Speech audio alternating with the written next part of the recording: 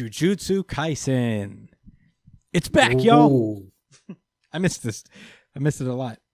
This is Jujutsu Kaisen chapter 138, the Zen'in clan. It starts off with this house and somebody asking, is she dead? That girl Mai. And we are introduced to Naoya Zen'in, a special grade 1 sorcerer.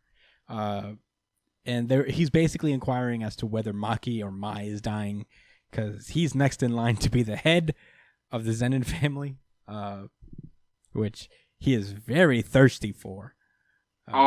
Fiend out. Is it just me, or does he look like Mr. McStabby Stabs? Is that... Who's Mr. McStabby Stabs? Oh, the guy that beat up Gojo and made him look like a little boy. Who beat up Gojo and made him look like... Stabbed him up. He's really strong, like a physical fighter. He came back during the Shibuya incident. Megumi's dad, remember they tried to use him? Megumi's dad. Yeah? Was that his dad? Yeah. That was Megumi's dad? Yeah, I think that was Megumi's dad. Is that who you're talking about? He was the main bad guy for like their flashback. No, isn't he? What's his name's dad? But the kid that uses the Yeah, that's Megumi. No, Megumi is the girl. No, Megumi is a boy. His dad called him Megumi is the black-haired dude. Yeah, he's the one who does the thing. Oh, and Mai is the Fushiguro is his like last name. But they call him his dad called him Megumi without regard for his gender. Basically, he gave him a girl's name, not even really caring, because he's a dick. Okay. That is okay. That was his dad, and he fixed a few people up. Yeah, but are they of the same family? Yeah, right. Yeah, basically, yes, and that's why they look alike. Yeah, no, that guy married into this family. So Fushiguro is part of this family, but he's just been cast out because of his relation to his dad.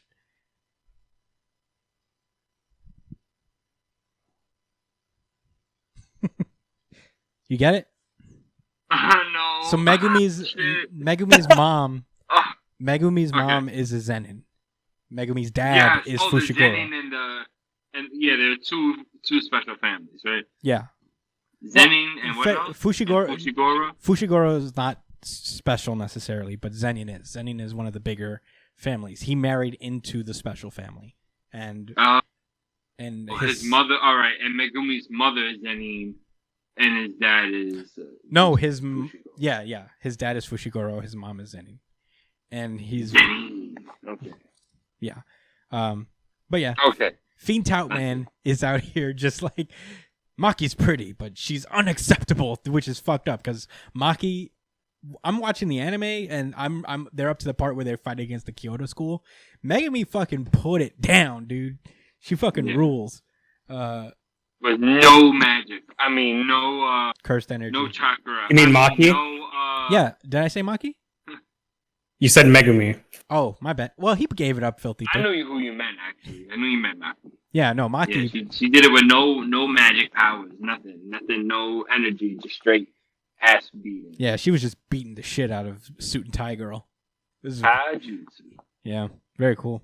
In any case, yeah, he basically pulls up to the house because there's a will reading going on because I guess the head of the Zen'in clan is on his deathbed essentially. So everybody's gathering from the family. All the important figures from the family are gathering to find out their fate.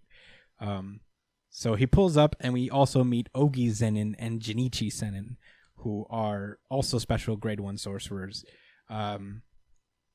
And yeah, he's like, yeah, I mean, I'm definitely going to be the next head because you didn't do shit. My brothers and sisters are losers, and Jinichi just ugly. So, he's a real dick, this guy. And yeah, basically they have a little scuffle for a second before the will reader pulls up and he's like, Master Naobito Zen'in has passed away. Which is crazy, because he just showed off his powers like in the Battle of Shibuya. You remember his ability? Like he can like just flatten people and shit. The hair guy? Yeah, the guy with the mustache. He had like the skinny mustache. Yeah, he can put people into into frames, right? He can Something make like yeah, that? basically he turns people into 2 dimensions, which is pretty cool. But he is dead now because he did sustain. I do remember he did sustain like Yes. pretty bad Yeah, I injuries. do remember that. Yeah, against the magma guy. He was a big deal. Yeah. He was definitely a big deal. Yeah, Maki is also pretty much is in dire straits, but we don't know her fate yet. I hope she doesn't die. I hope she pulls through, man. She's awesome. But yeah, the will reader comes through. He basically explains that he is totally dead, and if there are no objections, he's going to read the will. So it's basically confirmed Naoya is going to take over as the head of the family. However, if Satoru Gojo has died or become mentally incapacitated for any reason, and he technically has, a written agreement between Toji Fushiguro and will welcome Megumi Fushiguro back into the Zen'in clan, whereupon he shall become the head of the Zen'in clan, and all the assets will pass to him. Was already something that we knew about previously? Was this? No, you this is remember any part of this? This is new information because, Okay. or at least I don't remember them ever having a conversation. But apparently, Did Toji Fushiguro, the dude we were just talking about before? yes, the dad. Mr. Taijutsu expert? Yeah, Mr. Taijutsu. Beat your ass. Mr. Beat your Gojo, ass. you ain't that nice? Alright. Yes, that's him. Yeah, apparently he really like put in a good word for Megumi, and for whatever reason, it's tied to Gojo not being like around, and I wonder why that is. I wonder why that's the condition. Super weird. I feel like there's a reason. I don't think this is like a convenience thing, but yeah. But it's very interesting to say the least. But yeah, needless to say, Naoya is like aneurysm angry. He's just aneurysm angry. He's literally like, what? He's. It looks like he's having a fucking angry heart attack, and yeah, he's just got to eat that shit. He's got to walk. He's just like walking through the hall. It looks like he's about to activate his Byakugan. Yeah. He basically is talking with this lady. I guess it's his assistant or whatever, and basically, the first thing he says is just like, yo, those two are weak, so I don't really have to worry about them. But where's Megumi right now? I need to know. So they figure that he's going to be wherever Sukuna's vessel is. So he's decided he's going to kill both Sukuna's vessel and Megumi at the same time. And I'm like, okay, all right, that's some big confidence. That's some big boy confidence, dude. I can't wait to see what this dude's about. I feel like he's like, he can back up his shit.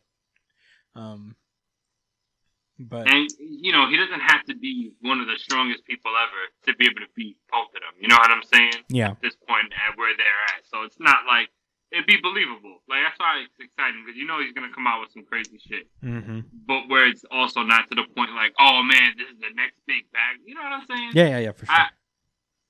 This is a healthy medium villain. Yeah. And we'll see how this develops. I like this. I like the way the story's moving as far as this guy goes. And it's not over yet, even, because we cut to a flashback.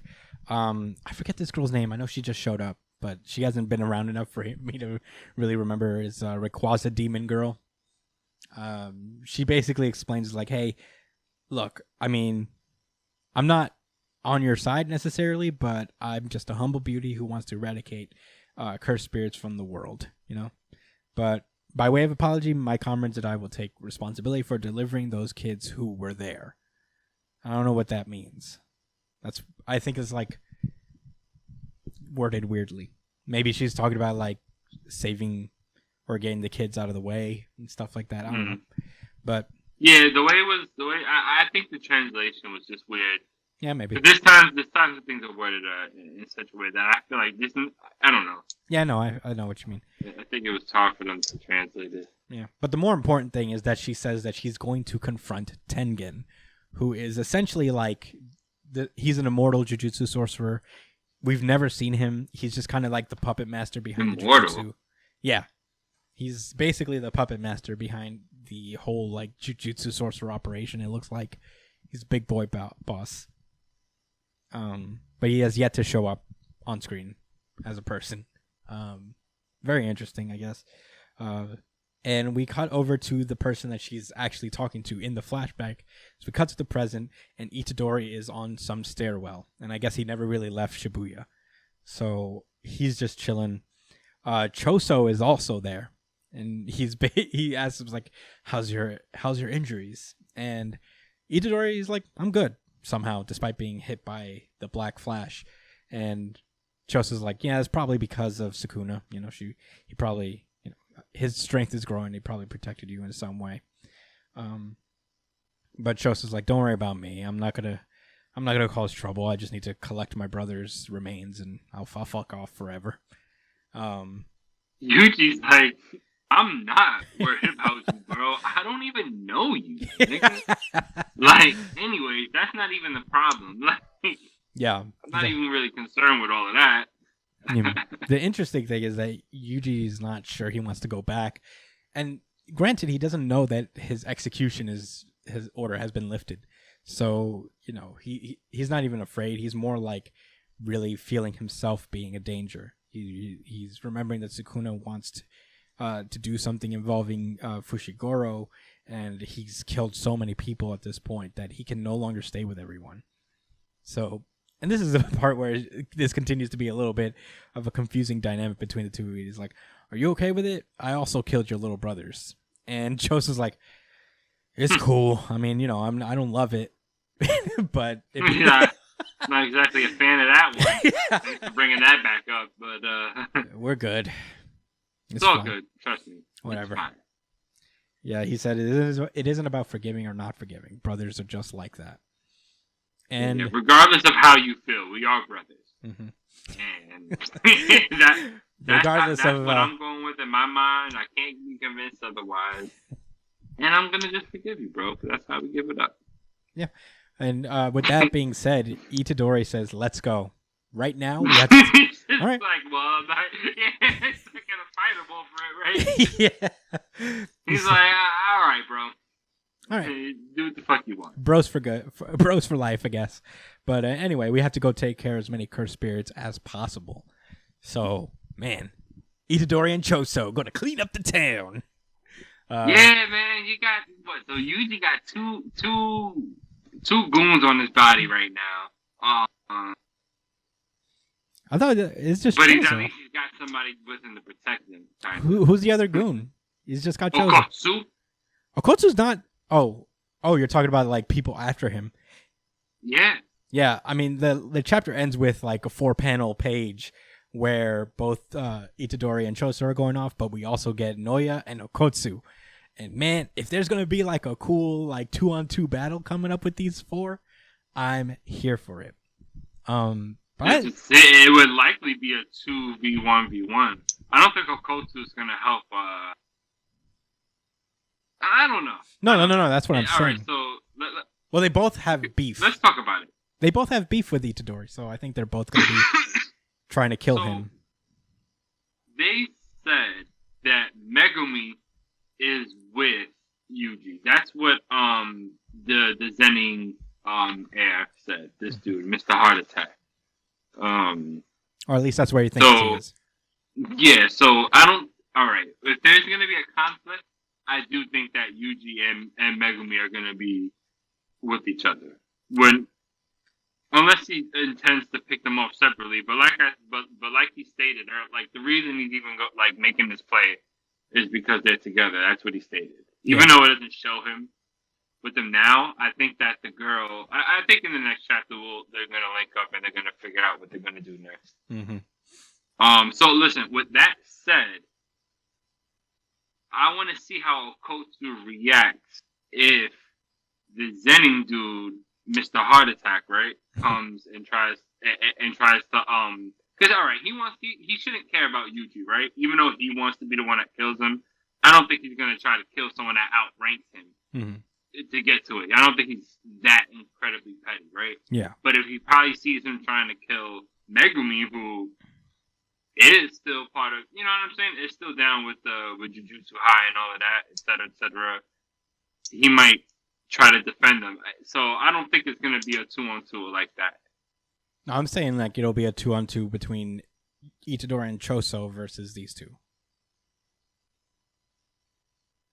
But, versus Naoya and Okotsu. And not to say that Okotsu and Naoya are going to be like, let's team up, but I think it's going to be like a battle of circumstance. Like they'll need to work together because they both basically have the same goal. Yeah. But I don't know. Like they're going to be like indirectly helping each other. Basically. By essence of them trying to kill the same person. Mm-hmm. And then also avoid getting killed. Yeah. Should be interesting, and if Chozo was around too, it'll be lit. I just think that Megumi's going to be around too, and I don't think he's still, incapacitated. Is that the right word? Yeah, I think isn't he still incapacitated? I don't know. I mean, who knows? Yeah, we'll see. I mean, they're not gonna meet next chapter. I don't think. I think they're probably gonna be a little bit more loose ends to tie in terms of the Shibuya arc stuff. But, wow, yeah. I'm really liking Jujutsu Kaisen. I've been watching it too, like on HBO Max and stuff, and this is a really great manga. It's really shaping up to be a very fun read as well. I'm liking how like the gears are turning in this world. It's really interesting. Yeah. And of course the art. plot points that are being developed, it feels really organic. Exactly. But I'm looking forward to it. You know what's funny that I realized when I was watching Jujutsu Kaisen is how many times they actually have mentioned Okotsu up until that point. Like, oh my god, I can't believe I've forgotten how many times that they actually did in story mention this guy. So it's good to know. But yeah, he was built up, but not like thrown in our face. Yeah, exactly. Too much. You know what I'm saying? It was subtle. Mm-hmm. I like how he did it, man. I don't know if he planned to do these prelude chapters separately. Mm-hmm. I thought. I mean, I don't know why it wouldn't have been put into the arc, but maybe for the sake of not holding up the story, because I don't think they're like top 5 in rankings or anything like that, right? I mean, they're not. I think Jujutsu Kaisen is doing pretty well. I don't remember. I haven't checked in a bit. But Jujutsu Kaisen's fine. I think it's going to be okay. But I don't know. It's great. It's honestly a great chapter. It's very close for it. Now that I continue to think about it, and I love this type of world building, it's close to being my RGC, but not quite. Close, but no cigar a little bit. But yeah, it was close. It was really good. It was a lot better than I remembered it to be. I'll tell you that. Yeah, but getting that Zen'in information squared off is nice.